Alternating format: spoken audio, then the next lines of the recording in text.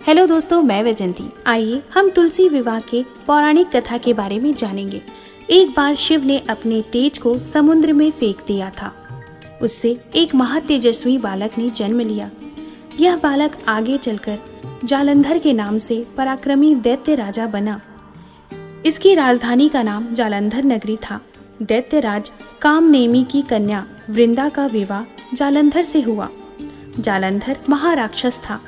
अपनी सत्ता के मद में चूर उसने माता लक्ष्मी को पाने की कामना से युद्ध किया, परंतु समुद्र से ही उत्पन्न होने के कारण माता लक्ष्मी ने उसे अपने भाई के रूप में स्वीकार किया।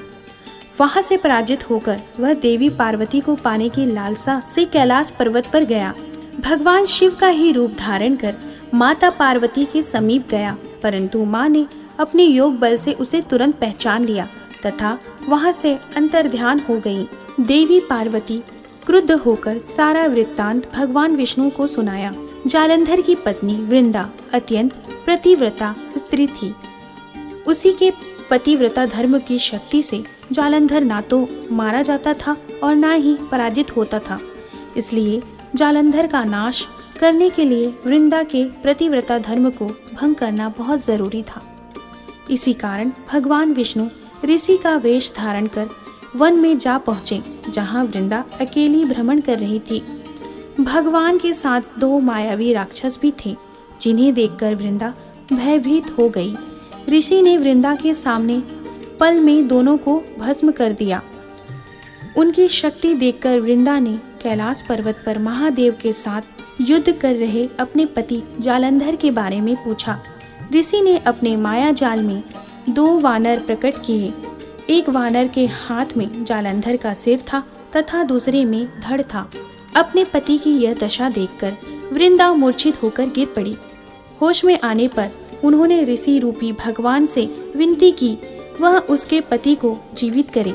भगवान ने अपनी माया से पुनः जालंधर का सिर धड़ में जोड़ दिया, परंतु स्वयं भी वह उसी शरीर में प्रवेश कर गए।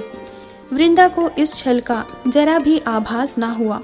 जालंधर बने भगवान के साथ वृंदा पतिव्रता का व्यवहार करने लगी, जिससे उसका सतीत्व भंग हो गया। ऐसा होते ही वृंदा का पति जालंधर युद्ध में हार गया।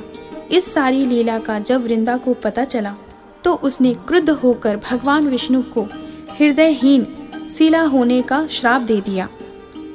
अपने भक्त के श्राप को विष्णु ने स्वीकार किया और शालिग्राम पत्थर बन गए। सृष्टि के पालनकर्ता के पत्थर बन जाने से ब्रह्मांड में असंतुलन की स्थिति हो गई। यह देखकर सभी देवी देवताओं ने वृंदा से प्रार्थना की। वह भगवान विष्णु श्राप मुक्त कर स्वयं आत्मदाह कर लिया। जहाँ वृंदा भस्म हुई वहाँ तुलसी का पौधा उगा। भगवान विष्णु ने वृंदा से कहा, हे वृंदा, तुम अपने सतीत्व के कारण मुझे लक्ष्मी से भी अधिक प्रिय हो गई हो। अब तुम तुलसी के रूप में सदा मेरे साथ रहोगी। तब से हर साल कार्तिक महीने के देवउठिन एकादशी का दिन तुलसी विवाह के रूप में मनाया जाता है। जो मनुष्य भी मेरे शालिग्राम रूप के साथ तुलसी का विवाह करेगा, उसे इस लोक और परलोक में विपुल यश प्राप्त होगा। तो ये थी तुलसी विवाह की पौराणिक कथा।